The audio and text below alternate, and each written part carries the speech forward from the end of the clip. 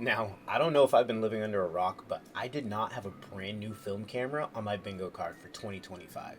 So a little bit earlier, I was taking a break from editing and I came across this camera on Instagram from a company that I've never heard of, and I knew I had to look into it a little bit more. So after a bit of research and watching some videos and digging through their website, I am super pumped to talk to you guys about the Analogue AF-1. And I know exactly what you're thinking. Who is Analogue and what is the AF-1? As a wedding photographer that shoots both digital and film, it's tough to be able to rely on the cameras that we have. We're working with cameras that were made 20, 30, sometimes 40 years ago. And with that brings the challenges of, mechanics that are breaking down or cameras that don't have parts that are readily available. So you're constantly worrying, if I use this camera today, is it going to be functioning tomorrow because it may get banged during reception or whatever it may be. So knowing that we have these newer cameras that, were created in 2024, like the Rollei 35 or the Pentax 17, seeing that companies are actually investing their time into creating new technology for those of us who love film is super exciting. And that's why I'm so pumped to dive into the Analogue AF-1 today, because it just seems like there's a lot of features in this camera that I'm going to get a lot of use out of, and I'm excited to see how all of you get use out of this camera if it actually comes to fruition. So in researching this camera, there's not a lot of information on it. They have their website, and there's an interview by one of their founders named Ralph. He and his co-founder Julian started this camera shop in Amsterdam, and their philosophy behind this camera is to be able to take the love for film and give it a modern approach and make it available for everyone. The things that he found as a hindrance, and I'm going to link that interview here for you guys, but the hindrance that he found in things like the Rollei 35 and the Pentax 17 is that there's just too many options for people who just want to be able to go out and take pictures with their friends, and maybe they aren't professionals. He wanted to be able to give them a premium camera with the ease of use of a point and shoot, and that's really what their whole philosophy behind the AF-1 is. You can go watch the whole 15-minute interview like I said, but I really am interested in diving into this camera here with you guys. So here is their website. It's really beautifully made. And I'm not saying that because you have a beautiful website that you will have a functioning camera, but this is a pretty beautiful website here. As you scroll through, you'll see what I'm saying. Like, it's got, tons of animations here. With this camera, I love that it's pulling from, and this is something that he says, the Olympus, with the way that this slides closed. And I'm assuming that the lens is going to come out, because he says he pulls inspiration from the Olympus and the contacts, and I couldn't figure out a way that he would be pulling inspiration from the contacts other than the lens being retracted, and then as you open and turn it on, that lens will pop out. But it's a very beautiful looking camera, sleek black. It's saying that it's got a 2.8 35mm lens here, which we'll dive more into as we go through the site. Right here it's saying, remember when every shot was a moment to cherish. And as you keep scrolling, the website keeps transforming. The AF-1 helps you to slow down, observe your surroundings, and focus on the beauty of the present. Discover the joy of capturing life one frame at a time. So, just talking about film here. Greatness takes time. We're really building this up here. So, these are the highlights of the AF-1. It's boasting to have a fast and accurate autofocus with LiDAR sensor, which is huge for someone who's constantly using point and shoots on a dance floor. Older autofocuses are kind of tough, so this kind of has me excited that I'll be able to, have an autofocus that's reliable. We'll see more because it'll go into details later in the site here. We've got a f2.8 aperture and a GN8 flash with 0.5 second recycling time. So take a closer look at the camera, and it looks like here you can drag around and just look at this camera, and it looks beautiful, very sleek. There's not a lot of buttons protruding. It's got that top UI there with some buttons, the back viewfinder, assuming that these are going to be like autofocus lights here, and the self-timer light there. Got the shutter there, and yeah, it looks like that was correct. The lens will pop out, but this will slide closed to keep it protected. And I'm not seeing any mounts for tripod on the bottom, but who knows, this could just be initial rendering.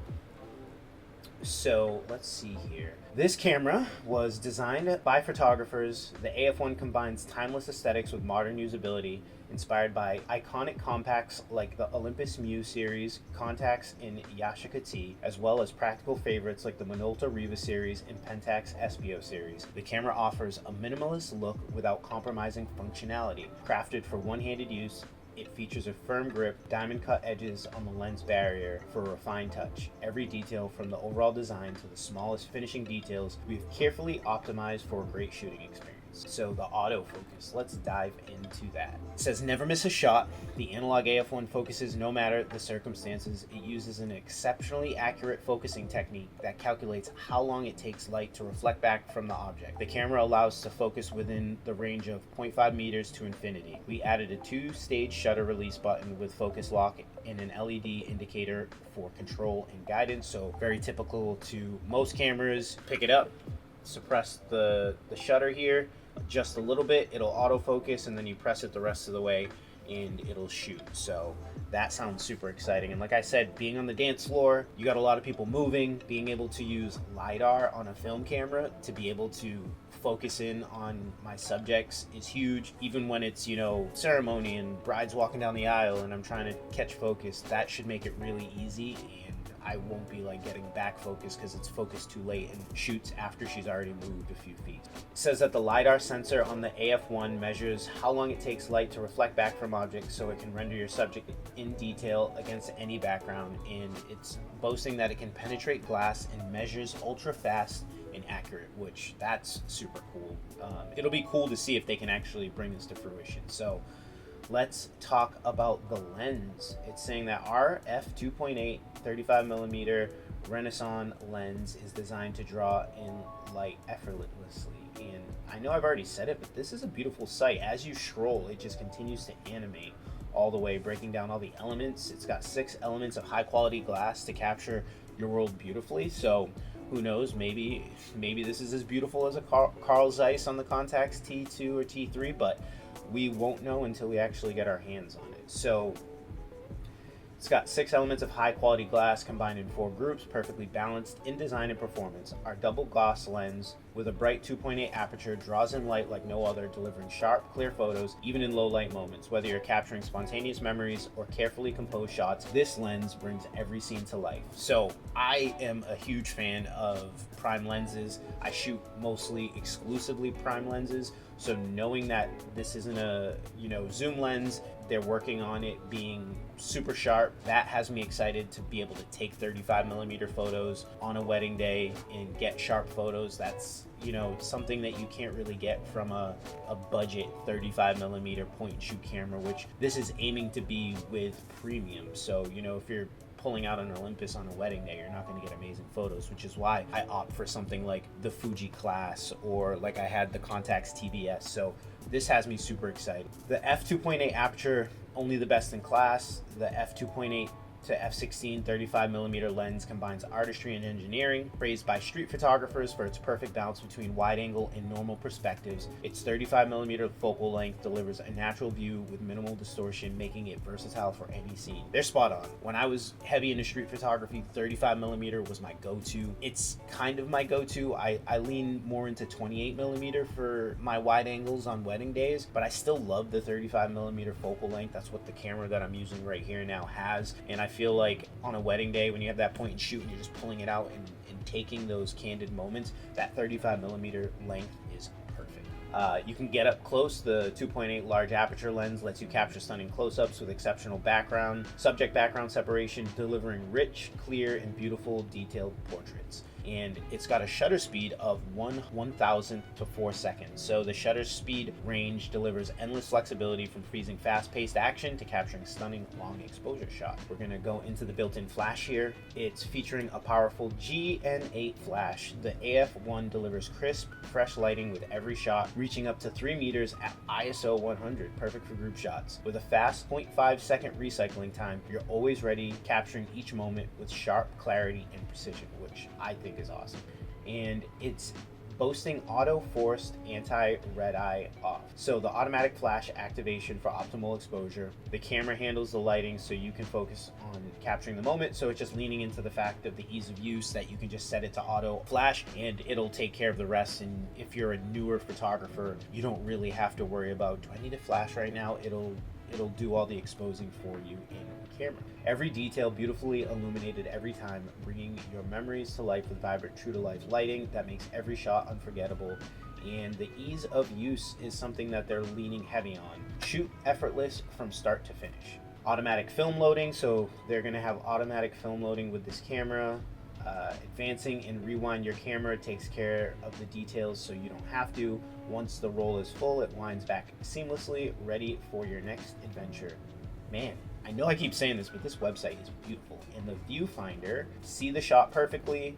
The Albada reverse Galilean viewfinder combines compact reliability with bright, clear framing, featuring built-in guides for subject framing and correction markers for close-up shots. It minimizes parallax and maximizes brightness. So we're going to have a really nice viewfinder on this. The AF-1 isn't just about capturing moments, it's about truly seeing them, from the first time to the last, by combining performance with ease of use and the timeless charms of analog technology. The AF-1 helps you rediscover the joy of photography. It encourages you to slow down, observe your surroundings, and focus on the beauty of the present. Let every frame become a memory. Just point and shoot. And here you can see that the camera is in pre-launch. So before we talk about the price, I want to scroll down so that you can see, goes through some more of the specifications. Here they have the roadmap. So this camera has been in development since October of 2022. We're currently in this phase right here, the development sample release in December of 2024, and from January to February 2025 they're going to be tooling creation and design testing. Their roadmap here is for them to start delivering in June, July of 2025. So in April we're probably going to see some sample releases, and I've actually emailed the folks over at Analogue. I haven't spoken to them at all yet, but I emailed them, let them know that I'd be interested in reviewing it, taking it to a few weddings, and giving my thought process on it here on the channel. So hopefully we hear back from them. Hopefully they see this video once it goes up and they see my interest and see how excited I am to actually hopefully get my hands on one of these. And I did obviously already pre-order it, so I will get it regardless.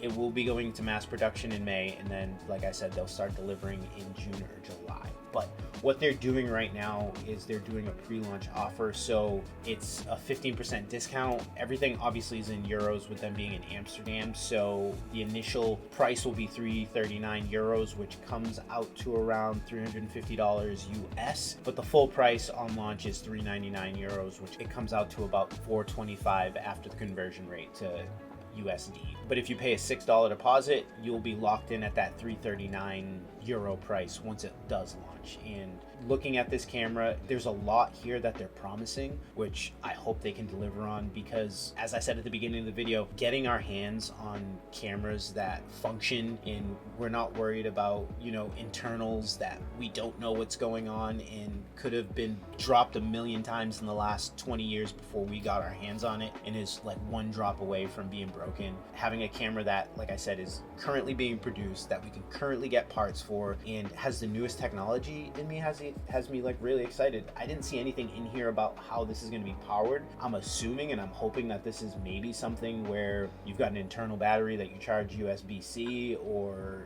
it has more modern lithium-ion batteries that we can put in it. But those are things that are still yet to be understood. So for me, I'm looking ahead. I'm super excited. I give my second shooters 35mm point and shoots, and to be able to have new cameras to be able to just hand to them and say, hey, have fun with this, and not really worry about it being broken is super exciting to me. And there's so many what ifs about this camera. What is the image quality going to be? What is the reliability going to be? Are they going to be able to deliver on all those promises? And that's something that we'll have to kind of just wait and see. But until then, leave your comments down below. Let me know what you think of this camera. Are you hopeful this company just kind of came out of nowhere? Do you think that they're actually going to be able to deliver on it?